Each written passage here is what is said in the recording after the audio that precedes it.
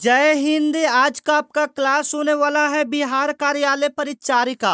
और आज का यह क्लास आपके लिए काफी इंपॉर्टेंट होने वाला है, क्योंकि इस क्लास के अंदर आपको सिलेक्टेड प्रश्न बताने वाले हैं। कैसा प्रश्न बताने वाले हैं? सिलेक्टेड, जो कि सीधे आपकी एग्जाम में सेम टू सेम यही प्रश्न देखने को मिलेगा, हूबहू यही प्रश्न देखने को मिलेगा। तो आज का आपका पहला प्रश्न है जो सीधे आपकी एग्जाम के लिए टारगेट है, सीधे बीएसएससी कार्यालय परिचारी में देखने को मिलेगा। तो आज का आपका पहला प्रश्न, what is the objective of Bihar river linking, यानी बिहार में जो नदी जोड़ो योजना है उसका उद्देश्य क्या था। बिहार में नदी जोड़ो योजना का उद्देश्य क्या था? तो याद रखिएगा, काफी इंपॉर्टेंट सवाल है जो कि सीधे बीएसएससी कार्यालय परिचारी में पूछा जाएगा। ठीक है, तो याद कर लीजिएगा, वाटर मैनेजमेंट हो जाएगा, फ्लड कंट्रोल हो जाएगा, इंक्रीज इरिगेशन हो जाएगा यानी सिंचाई को बढ़ाना हो जाएगा, बाढ़ नियंत्रण हो जाएगा, जल प्रबंधन हो जाएगा। देखिए, बिहार में जो नदी जोड़ो योजना बनाया गया है, सरकार के द्वारा ये योजना चलाया गया है, उसका मुख्य उद्देश्य क्या है? तो सिंचाई को बढ़ावा देना है, बिल्कुल सही बात है। बाढ़ को नियंत्रण करना है, बाढ़ को नियंत्रण करना, यह भी बिल्कुल सही बात है।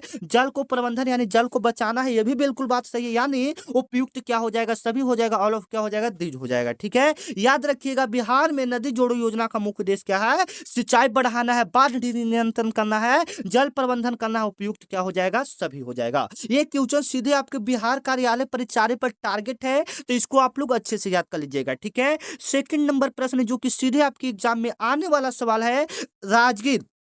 राजगीर का प्राचीन नाम क्या था? राजगीर का सबसे पुराना नाम क्या था? राजगीर को हम लोग पहले किस नाम से जानते थे? ऐसा ऐसा सवाल आपके एग्जाम में पूछा जाता है। और आपको पता है कि ये बिहार कार्यालय परिचारी जो एग्जाम है, ये बिहार का एग्जाम होता है, तो बिहार से संबंधित प्रश्न आपके बिहार कार्यालय परिचारी में पूछा जाता है। और इस बार अपने माँ बाप के चेहरे पे खुशी देखना चाहते हैं तो आपको मन लगाकर पढ़ना पड़ेगा। आप अपने घर पर भी तैयार कीजिए, और हमसे जो रिवीजन होता है मैं आपको करवाऊंगा। तो इस बार का रिजल्ट पक्का है कि इस बार रिजल्ट आपका होकर रहेगा। ठीक है, तो सेकंड नंबर क्वेश्चन को देख लेते हैं, जो कि सीधे आपके एग्जाम में आने वाला प्रश्न है कि राजगीर का प्राचीन नाम क्या है? तो बताइएगा। कुशीनगर उत्तर प्रदेश में, तो ये नहीं होगा। कुशीनगर कहां में है? उत्तर प्रदेश में। याद रखिएगा, यूपी में है। कहां में है? यूपी में है। यहां पर महात्मा बुद्ध का मृत्यु हुआ था। आपके एग्जाम में पूछेगा बुद्ध भगवान का मृत्यु कहाँ हुआ था, ऐसे तो बुद्ध देगा, महात्मा बुद्ध देगा। महात्मा बुद्ध जी का मृत्यु कहाँ हुआ था? तो याद रखिएगा, कुशीनगर उत्तर प्रदेश में हुआ था। कुशीनगर पूछेगा कहाँ में है? तो उत्तर प्रदेश में। बिल्कुल सिंपल सी बात है।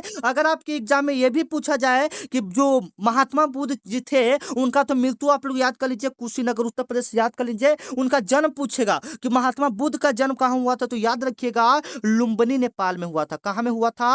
लुम्बिनी नेपाल में हुआ था। ये जो क्वेश्चन है बाबू सीधे आपकी एग्जाम में आने वाला है। राजगीर का प्राचीन नाम क्या हो जाएगा?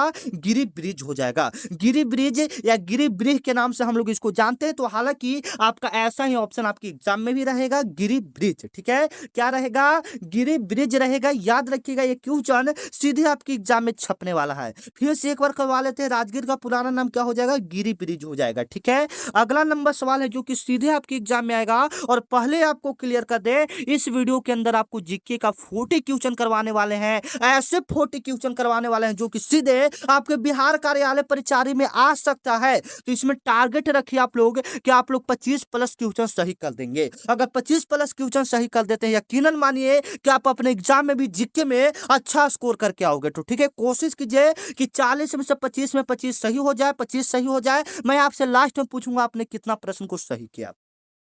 अगला नंबर सवाल है कि मौलिक कर्तव्य किस संशोधन से जोड़ा गया है? काफी इंपॉर्टेंट सवाल है। मौलिक जो कर्तव्य है भारत के संविधान में किस संशोधन द्वारा जोड़ा गया है? तो याद रखिएगा, मैं आपको पहले क्लियर कर दूं, जो बीएसएससी कार्यालय परिचारी है उसमें उसमें संविधान से 3-4 प्रश्न पूछे जाते हैं। कई बार संशोधन से हो गया, तो कहीं अनुच्छेद से हो गया। ये सारे प्रश्न आपके एग्जाम में पूछे जाते हैं। तो यहाँ पर सारे प्रश्न को हम लोग क्लियर करेंगे, एक एक करके सारे इंपॉर्टेंट क्वेश्चन को देखेंगे जो कि सीधे आपके एग्जाम में छपेगा। मौलिक कर्तव्य किस संशोधन से जोड़ा गया? किसी बच्चे को पता है? बताइए तो फटाफट कमेंट में जवाब दीजिए। मौलिक कर्तव्य किस संशोधन से जुड़ा है? तो बताइएगा 42वां संशोधन से जुड़ा हुआ है। 42वां संशोधन से जुड़ा हुआ है। और आप लोग बताइएगा कि आप लोग जो फॉर्म भरे हैं बीएसएससी कार्यालय परिचारिका, वो 10th लेवल के बेसिक पर भरे हैं या 12th लेवल के बेसिक पर भरे हैं? जो बच्चे 10th लेवल के बेसिक पर भरे हैं उनका ऑफलाइन एग्जाम होगा। ऑफलाइन कहने का मतलब है जैसे आप 10th का एग्जाम दिए होंगे उसी लेवल का एग्जाम आपके मतलब बीएसएससी कार्यालय परिचारिका होगा,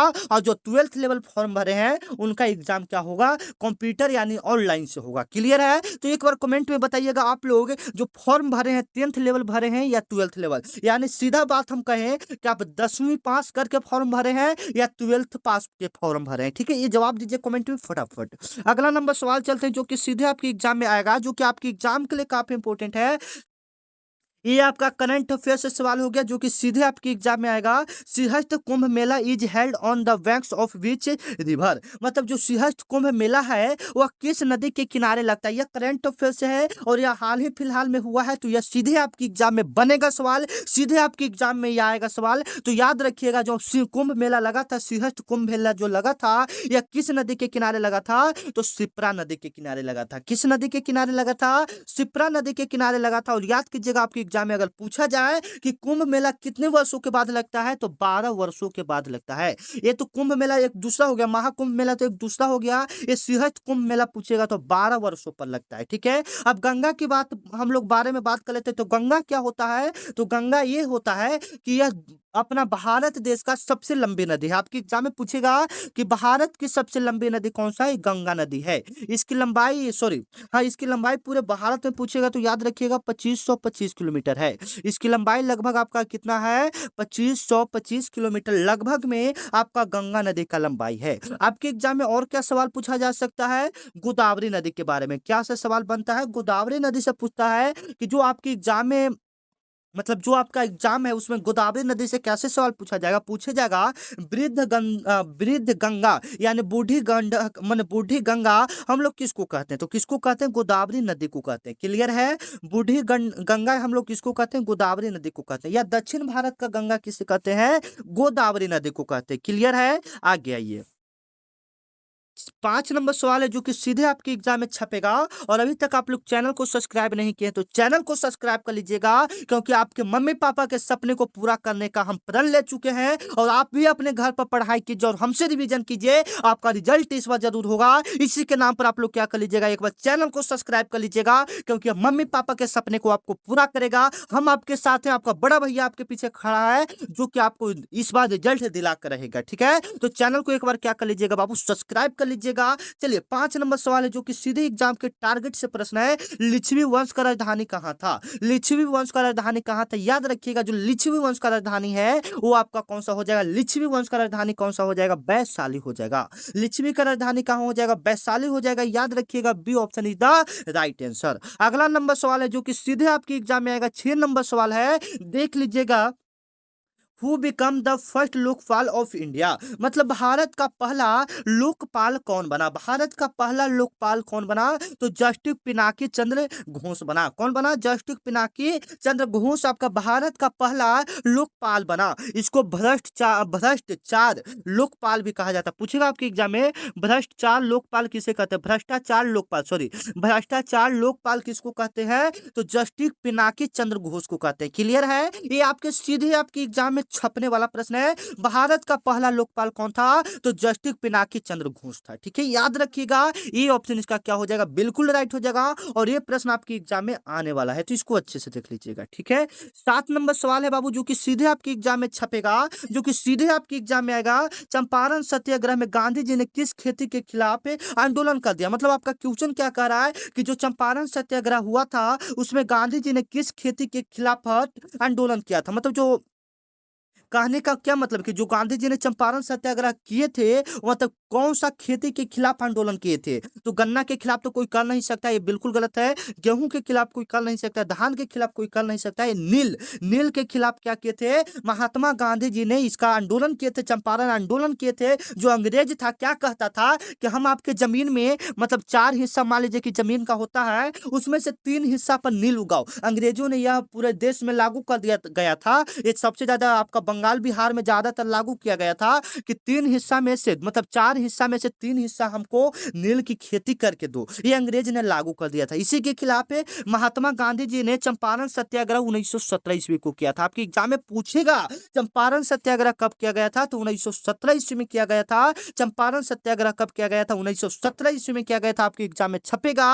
और महात्मा गांधी जी ने चंपारण सत्याग्रह जो किया था यह महात्मा गांधी जी का पहला आंदोलन था। पूछेगा आपके एग्जाम में महात्मा गांधी जी का भारत में किया गया पहला आंदोलन कौन था? चंपारण सत्याग्रह था। ठीक है, और यह नील के खिलाफ आंदोलन किया गया था। ठीक है, कोई दिक्कत की बात नहीं, हम आपको लहे लहे पढ़ाएंगे, आपके सीधे दिमाग में घुसेगा। ठीक है, आगे आ जाइए। 8 नंबर सवाल है बाबू, जो कि सीधे आपके एग्जाम में छपेगा, आप लोग इसका जवाब दीजिएगा। आपको ये प्रश्न मैं कई बार करवा चुका हूँ। Who calculated the national income? जो नेशनल इनकम होता है ऑफ इंडिया, मतलब जो भारत का राष्ट्रीय आय है, उसका गणना कौन करता है, कैलकुलेट उसको कौन करता है? याद रखिएगा, इसका जो गणना करता है वो आपका केंद्रीय सांख्यिकी संगठन करता है, जिसको हम लोग CSO या NSO के नाम से जाना जाता है। अब कहिएगा कि सर ऐसे तो ऑप्शन नहीं आएगा, तो हम लोग क्या सही करेंगे? तो आपके एग्जाम में ऐसे ऑप्शन आएगा CSO। क्या आएगा? CSO, केंद्रीय सांख्यिकी संगठन। केंद्रीय सांख्यिकी संगठन को हम लोग क्या कहते हैं? याद रखिएगा, केंद्रीय सांख्यिकी संगठन को हम लोग शॉर्ट रूप में CSO या NSO के नाम से हम लोग जानते हैं। ठीक है, ये काफी इंपॉर्टेंट है, याद रखिएगा। जो राष्ट्रीय आय का गणना करता है कौन करता है? केंद्रीय सांख्यिकी संगठन करता है। ठीक है, आगे आइए। अगला नंबर सवाल है, काकेरी कांड कब हुआ था? सॉरी, काकोरी कांड किस वर्ष हुआ था? काकोरी कांड किस वर्ष हुआ था? ये जो है आपके एग्जाम में आने वाला सवाल है, तो अच्छे से देख लीजिएगा। जो काकोरी कांड आपका हुआ था, वह हुआ था, याद रखिएगा, पूरी डेट हम लोग आप लोग करवा दे रहे हैं, 9 अगस्त। 9 अगस्त क्या होगा? 1923, 25, 27, 30, तो 1925। काकोरी कांड कब हुआ था? तो 23 अगस्त 1925 ईस्वी को हुआ था, याद रखिएगा। और इसका नेता कौन था? तो याद रखिएगा, राम प्रसाद बिस्मिल्ला था। इसका कौन था? इसका नेता जो था राम प्रसाद कौन था? बिस्मिल्ला था। हो सकता है आपके एग्जाम में पूछ दे कि काकोरी कांड का नेता कौन था, तो राम प्रसाद बिस्मिल्ला था। यह 9 अगस्त 1925 ईस्वी को हुआ था। ठीक है, 10 नंबर बिल्कुल सिंपल लेवल का क्वेश्चन है, इसका जवाब है आप लोग को देना है। कभी कभी ये BSSC कार्यालय परिचालन में डाल देता है ऐसा प्रश्न कभी कभी, तो देख लीजिएगा, इसका आप लोग जवाब दीजिएगा कमेंट में। 10 नंबर का कौन सा ऑप्शन यहाँ पर सही होगा? बिहार का राजकीय ब्रिज कौन सा है? 10 नंबर का जवाब आप लोग को कमेंट में देना है। ठीक है, अगला नंबर सवाल है, भारतीय निर्वाचन आयोग, इलेक्शन कमीशन ऑफ इंडिया, मतलब जो निर्वाचन आयोग है उसका गठन कब हुआ था? जो निर्वाचन आयोग है उसका गठन कब हुआ था? काफी इंपोर्टेंट सवाल है, तो याद रखिएगा, उसका जो गठन हुआ था वह आपका हुआ था 1950 ईस्वी में। कब हुआ था? भारतीय निर्वाचन आयोग, जो इलेक्शन कमीशन है, जो चुनाव करवाता है, उसका गठन कब हुआ था? उसका स्थापना कब हुआ था? तो 1950 ईस्वी में हुआ था। अगर हम लोग पूरी डेट की बात करें तो 25 जून, 1 मिनट, 25 जून 1950 ईस्वी को इसका क्या हुआ था? स्थापना हुआ था, यानी गठन हुआ था। क्लियर है? आगे चलिए। और आपको क्लास कैसा लग रहा है एक बार कमेंट में जरूर बताएंगे आप लोग को क्लास कैसा लग रहा है। ठीक है, और अभी तक मेरे व्हाट्सएप ग्रुप को ज्वाइन नहीं किया, स्क्रीन पर आपको 9334517119 एक नंबर दिख रहा है। ठीक है, इस पर आपको BSC लिखकर मैसेज करना है। क्या लिखकर मैसेज करना है? BSC लिखकर मैसेज करना है। जहां पर आपको इंपॉर्टेंट क्वेश्चन करवाया जाता है, वहां पर जो भी क्लास होगा सबसे पहले आपको पता चलेगा। तो इस नंबर पर आप क्या कीजिएगा? BSSC लिखकर मैसेज कीजिएगा। इधर से मेरे तरफ से BSSC जो बिहार कार्यालय का लिंक है वो आपके पास चला जाएगा, उस पर क्लिक करेंगे, आप ग्रुप में जुड़ जाएंगे। ठीक है, 12 नंबर क्या हो जाएगा? नालंदा विश्वविद्यालय को किसने विनाश किया? काफी इंपोर्टेंट सवाल है, नालंदा विश्वविद्यालय को किसने विनाश किया? ठीक है, काफी इंपोर्टेंट सवाल है। तो नालंदा विश्वविद्यालय को सबसे पहले हम लोग क्लियर करेंगे किसने बनाया था। तो नालंदा विश्वविद्यालय को कुमार गुप्त ने बनाया था। किसने बनाया था? कुमार गुप्त ने आपका नालंदा विश्वविद्यालय को बनाया था। ठीक है, और उसका विनाश किसने किया था? बख्तियार खिलजी ने किया था। विनाश उसका किसने किया था? बख्तियार खिलजी ने किया था। ठीक है, आगे चलिए। 13 नंबर सवाल है जो कि सीधे आपके एग्जाम में छपेगा, काकोरी कांड के प्रमुख नेता कौन था? अभी हम आपको ऊपर बता दिए थे काकोरी कांड कब हुआ था, उसका नेता कौन था। तो काकोरी कांड कब हुआ था सबसे पहले बताइए, तो इतना में तो भूल तो नहीं गए होंगे? बताइए। 1925 ईस्वी में आपका काकोरी कांड हुआ था। आपके एग्जाम में पूछेगा काकोरी कांड कब हुआ था? 1925 ईस्वी में हुआ था। और उसका मुख्य नेता कौन था? राम प्रसाद बिस्मिल था। उसका मुख्य नेता कौन था? राम प्रसाद बिस्मिल था। बी ऑप्शन इसका क्या हो जाएगा? बिल्कुल करेक्ट हो जाएगा। ठीक है, आगे आइए। 14 नंबर आपका सवाल है, भारत का पहला डाक टिकट कब जारी हुआ? भारत का पहला डाक टिकट कब जारी हुआ? तो याद रखिएगा, जो भारत का पहला डाक टिकट जारी हुआ था वह आपका 1852 ईस्वी में हुआ था। तो इससे जो संबंधित प्रश्न पूछेगा, मात्र यही एक प्रश्न है जो कि आपके एग्जाम में डाक टिकट से पूछ सकता है। हालांकि इससे ज्यादा कोई प्रश्न नहीं बनता है, तो आपके एग्जाम में मात्र यही प्रश्न कि डाक टिकट कब जारी हुआ था, तो 1852 ईस्वी में। ठीक है, बस यही आपको याद रखना है। 15 नंबर आपका सवाल है जो कि सीधे आपके एग्जाम में छपेगा, काफी इंपॉर्टेंट है। सोन नहर परियोजना किससे संबंधित है? सोन नहर परियोजना जो है भाई साहब, वो किससे संबंधित है? तो देखिए, बिजली उत्पादन से उसका मतलब नहीं है, पेयजल से नहीं है, पर्यटन से नहीं है, उसका क्या है? सिंचाई से। उसका जो मेन परियोजना उससे जो संबंधित है, सोन नहर परियोजना, मेन उसका जो उद्देश्य था क्या था? सिंचाई करना था, किसानों के लिए पानी उपलब्ध करवाना था। ठीक है, आगे आइए। राष्ट्रपति शासन किस अनुच्छेद से संबंधित है? मतलब जो राष्ट्रपति शासन करता है वह किस अनुच्छेद के तहत करता है? तो अनुच्छेद 356 के तहत करता है। आपके एग्जाम में पूछेगा, जो राष्ट्रपति शासन करता है वह किस अनुच्छेद के तहत करता है? तो अनुच्छेद 356 के तहत करता है। अब 370 अनुच्छेद पूछेगा, तो 370 अनुच्छेद क्या होता है आपको पता होगा। नरेंद्र मोदी ने 370 अनुच्छेद जम्मू कश्मीर राज्य पर लागू किया था। ठीक है, नरेंद्र मोदी ने क्या लागू किया था? जम्मू कश्मीर पर 370 धारा यानी 370 अनुच्छेद लागू किया गया था। 352 अनुच्छेद के तहत वित्तीय आपातकाल का घोषणा किया जाता है। वित्तीय आपातकाल का घोषणा कब किया जाता है? सॉरी, मतलब किस अनुच्छेद के तहत किया जाता है? तो 352 अनुच्छेद के तहत। ठीक है, याद रखिएगा। 17 नंबर आपका सवाल है जो कि सीधे आपके एग्जाम में आएगा। कौटिल्य का प्रसिद्ध पुस्तक कौन सा? मतलब ये 4 ऑप्शन दिया हुआ है, इसमें से आपको बताना है कौटिल्य का प्रसिद्ध कौन सा है। तो वेद नहीं होता है, मनुस्मृति, महाभारत कहाँ से हो जाएगा? कौटिल्य का हो जाएगा, अर्थशास्त्र हो जाएगा। अर्थशास्त्र के मतलब जो लेखक आपके एग्जाम में कभी कभी पूछता है तो कौटिल्य ही वहां पर आंसर देता है, और कभी कभी चंद्रगुप्त प्रथम भी देता है, चंद्रगुप्त मौर्य भी देता है। ठीक है, तो अलग बात है, याद रखिएगा। कौटिल्य पुस्तक के लेखक कौन है? तो मतलब अर्थशास्त्र पुस्तक के लेखक कौन है? कौटिल्य है। ठीक है, आगे आइए।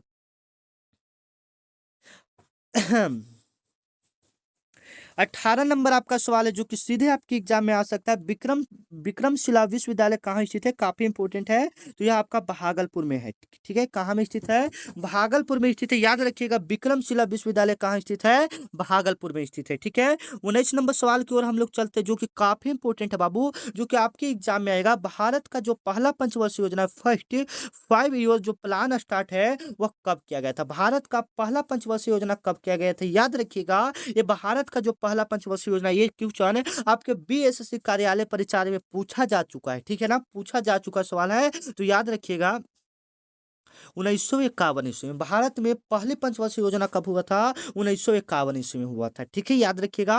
और कब तक चला था? ये 5 वर्षों का योजना रहता है, तो 1956 तक। इसमें पूछता है कि प्रथम जो पंचवर्षीय योजना बनाया गया था उसका मुख्य उद्देश्य क्या था? तो उसका मुख्य उद्देश्य था कृषि को बढ़ावा देना। जो प्रथम पंचवर्षीय योजना था उसका मुख्य उद्देश्य क्या था? कृषि को बढ़ावा देना था। ठीक है, 20 नंबर सवाल है जो कि सीधे आपके एग्जाम में छपेगा। डॉक्टर राजेंद्र प्रसाद भारत के कौन से राष्ट्रपति हैं? डॉक्टर राजेंद्र प्रसाद भारत के कौन से राष्ट्रपति हैं? फर्स्ट राष्ट्रपति हैं कि सेकंड है कि तृतीय है कि चतुर्थ है? काफी इंपॉर्टेंट वाले आपके एग्जाम में पूछेगा। डॉक्टर राजेंद्र प्रसाद भारत के कौन से राष्ट्रपति हैं? तो याद रखिएगा, ये आपके फर्स्ट राष्ट्रपति हो जाएंगे। कौन से राष्ट्रपति हो जाएंगे? फर्स्ट राष्ट्रपति हो जाएंगे, जो कि 1947 या 50 लगभग में आता है। वह 19 जब भारत आजाद हुए थे तभी वो भारत के राष्ट्रपति बनाए गए थे। ठीक है, इस बात को आप कंफर्म कर लीजिए। तो सबसे पहला आपका डॉक्टर राजेंद्र प्रसाद। अगला नंबर सवाल है जो कि आपके एग्जाम में काफी इंपॉर्टेंट है। बिहार में कुल कितना प्रमंडल है? बिहार में कुल कितना प्रमंडल है? तो याद रखिएगा, बिहार में जो टोटल प्रमंडल है आपका अभी वर्तमान समय में आपका 9 प्रमंडल है। कितना प्रमंडल है? 9 प्रमंडल है, याद रखिएगा। तो इससे ज्यादा प्रश्न नहीं पूछेगा, मात्र यही पूछेगा कितना प्रमंडल है, तो 9 प्रमंडल आप याद कर लीजिएगा। ठीक है, आगे ये पंचायती राज दिवस कब मनाया जाता है? आपको हम पहले बहुत सारे वीडियो में बताए हैं कि दिवस से एक प्रश्न आपके एग्जाम में पूछा जाता है, तो बताइएगा पंचायती राज दिवस कब मनाया जाता है? तो 24 अप्रैल को आपका पंचायती राज दिवस मनाया जाता है। काफी इंपॉर्टेंट सवाल है, आपके एग्जाम में पूछेगा पंचायती राज दिवस कब मनाया जाता है? 24 अप्रैल को आपका पंचायती राज दिवस मनाया जाता है। ठीक है, ये जो क्वेश्चन है बाबू सीधे आपके एग्जाम में छपेगा। पंचायती राज दिवस कब मनाया जाता है? 24 अप्रैल को मनाया जाता है। ठीक है, चलिए।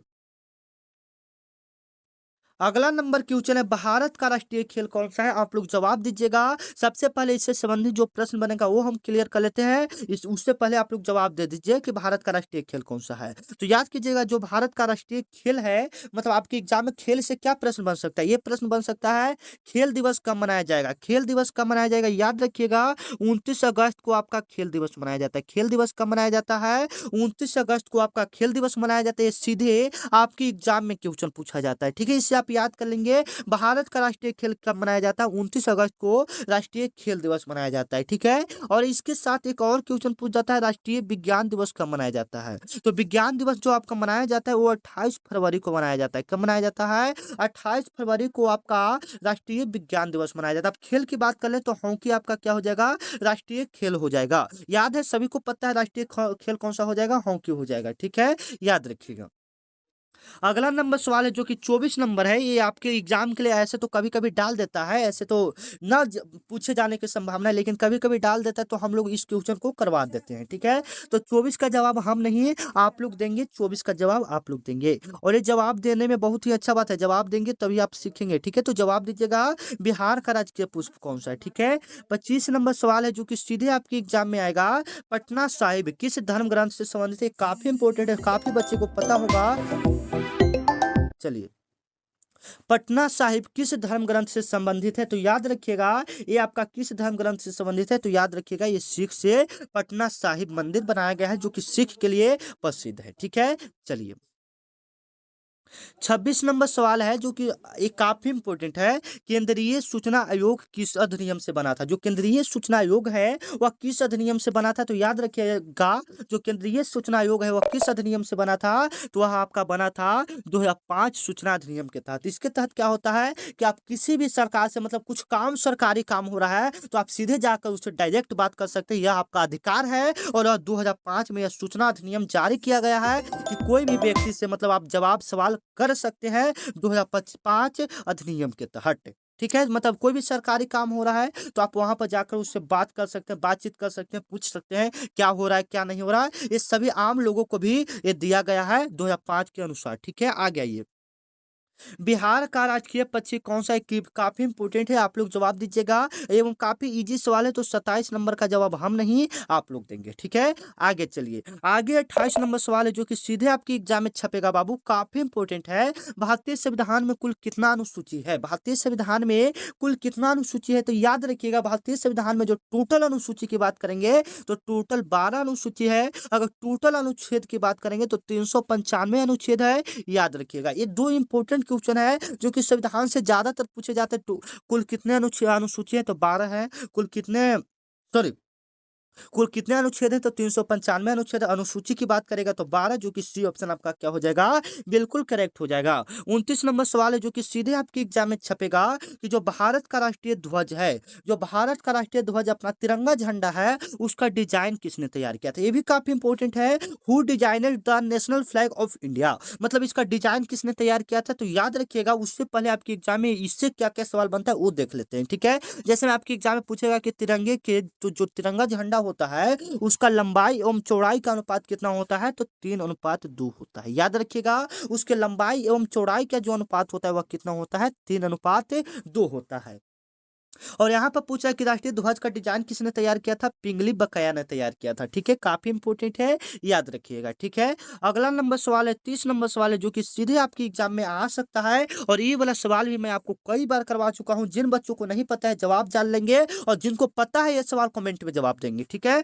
पटना हाईकोर्ट का स्थापना कब हुआ था, काफी बच्चे बोल रहे हैं सर 1912 होगा, नहीं होगा, 1912 नहीं होगा, ठीक है ना। 1912 में तो बिहार राज्य का स्थापना हुआ था। 1912 में क्या हुआ था, बिहार राज्य का स्थापना हुआ था। 22 मार्च 1912 ईस्वी को क्या हुआ था, बिहार राज्य का स्थापना हुआ था। अब 1916 की बात करें तो हाँ, 1916 में अपना पटना हाई कोर्ट जो उच्च न्यायालय है जहां पर फैसला सुनाया जाता है, उसका स्थापना 1916 ईस्वी में हुआ था। 1920 ईस्वी की बात करें तो 1920 ईस्वी में आपका क्या हुआ था, असहयोग आंदोलन हुआ था। कौन सा आंदोलन हुआ था, असहयोग आंदोलन कब हुआ था, 1920 ईस्वी में हुआ था, ठीक है। आगे चलिए,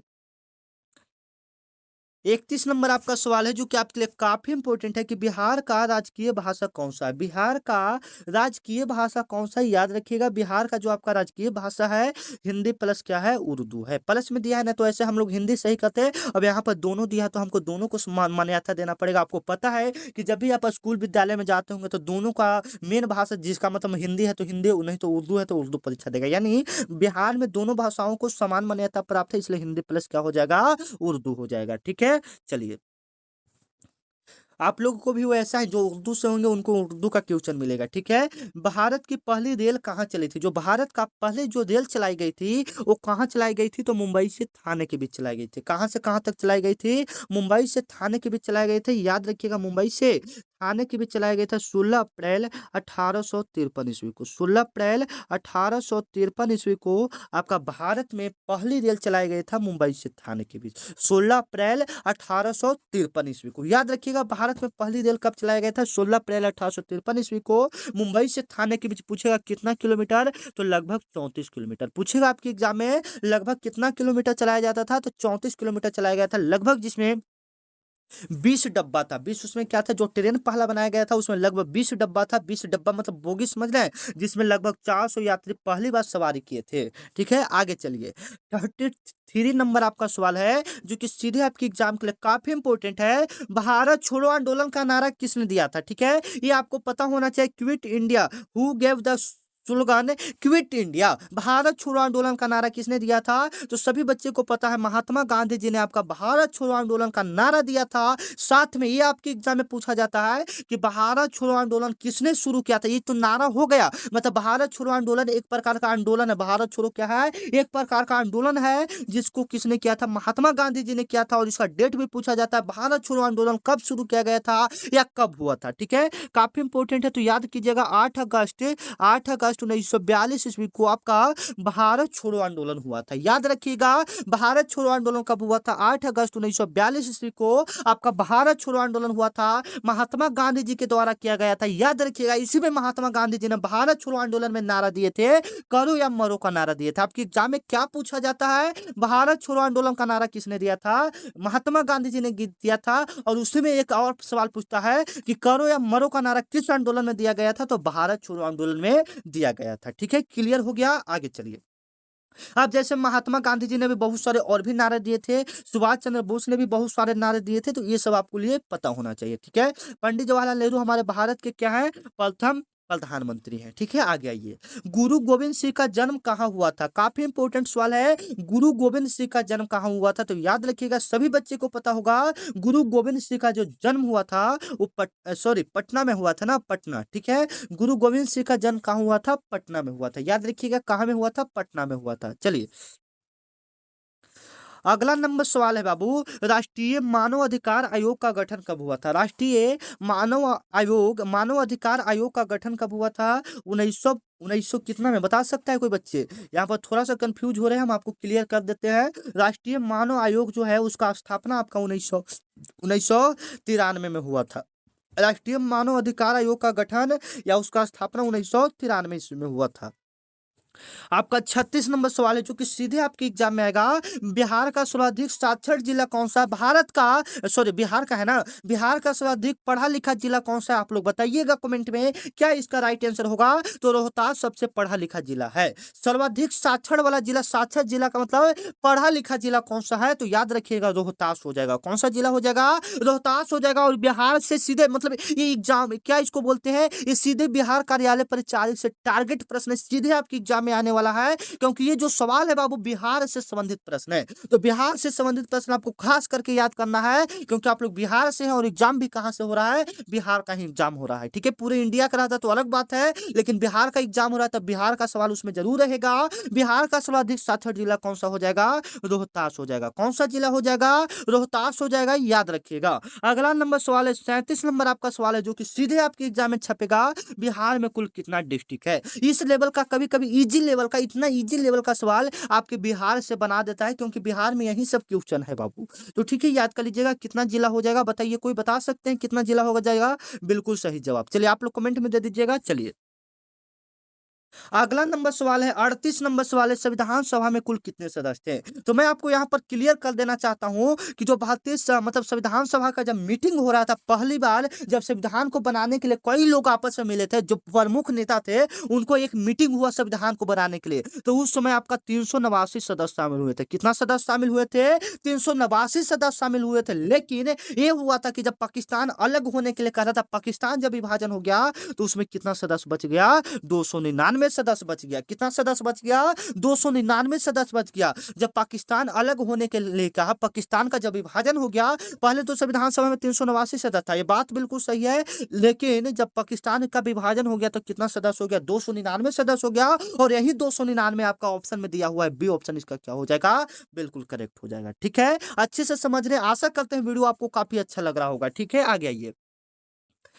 39 नंबर आपका सवाल है, भारत का पहला उपग्रह जो आर्यभट्ट है उसको कब लॉन्च किया गया, उसको कब छोड़ा गया, उसको कब प्रक्षेपित किया गया? ये आपकी एग्जाम, जैसे में आप तो कहेंगे कि सर आपने बता दिया कि लॉन्चेड कब हो गया, छोड़ा कब गया, अब आपके एग्जाम में पूछ देगा प्रक्षेपित कब किया गया। भारत का पहला उपग्रह आर्यभट्ट को प्रक्षेपित कब किया गया, तो आप तो ये बोलेंगे नहीं कि ये तो हमको बताया नहीं गया था। देखिए, जो भी क्वेश्चन आपको बताया जाता है वही क्वेश्चन रहता है, बस फर्क ये रहता है कि जो आयोग रहता है, जो बीएसएससी कार्यालय परिचारी एग्जाम लेने वाले रहते हैं, वो क्वेश्चन को इधर उधर करके पूछ लेते हैं, जिससे आपको दिमाग इधर उधर हो जाता है और आप जवाब नहीं दे पाते हो। ठीक है, तो मात्र वही क्वेश्चन है, भारत का पहला उपग्रह कब छोड़ा गया, या कब प्रक्षेपित किया गया, या कब लॉन्च किया गया, तीनों एक ही सवाल है। तो याद रखिएगा, ये आपका हो जाएगा 9 अप्रैल 1975 ईस्वी को भारत का जो पहला उपग्रह आर्यभट्ट है उसको लॉन्च किया गया था, उसको प्रक्षेपित किया गया था। ठीक है, या इससे एक और इंपॉर्टेंट सवाल बन गया, भारत का पहला उपग्रह कौन सा था, तो आर्यभट्ट था। ठीक है, आ जाइए, आज का लास्ट क्वेश्चन है और आज का आखिरी क्वेश्चन आपके लिए छोड़ा जाता है, आप देखते हैं इसका जवाब दे पाते हैं या नहीं। बिहार का राजकीय प्रतीक किस जानवर पर आधारित है? ठीक है, और देखिए सबसे पहले मैं आपको क्लियर कर दूं, अगर आप इसका जवाब जानते हैं तो आप इसका मतलब क्या बोलते हैं, स्क्रीनशॉट लेकर मेरे व्हाट्सएप नंबर पर इसको भेज दीजिए, ताकि हमको पता चले कि आप पढ़ाई करते हैं, और आपको व्हाट्सएप ग्रुप में भी जोड़ दिया जाएगा, इंपॉर्टेंट वाला व्हाट्सएप ग्रुप में जोड़ दिया जाएगा। तो इसका जवाब पता है तो इसका मतलब स्क्रीनशॉट लेकर इसका जवाब देकर मेरे व्हाट्सएप नंबर यहाँ पर आपको दिख रहा है, इस पर भेज दीजिए। इतना मेहनत मैं आप लोगों के लिए ही करता हूँ, तो साथ में चैनल को क्या कर लीजिएगा, एक बार सब्सक्राइब कर लीजिएगा। ठीक है, मिलते हैं नेक्स्ट वीडियो में, तब तक के लिए जय हिंद। यह सवाल का जवाब आपके लिए छोड़ा जाता है और इसका जवाब हो सकता है अगर नहीं आपको आए तो अगले वीडियो में हम करवा देंगे। ठीक है, जय हिंद, जय भारत, आपके रिजल्ट की शुभकामनाएं हम करते हैं। मिलते हैं नेक्स्ट वीडियो में, तब तक के लिए जय हिंद, जय भारत।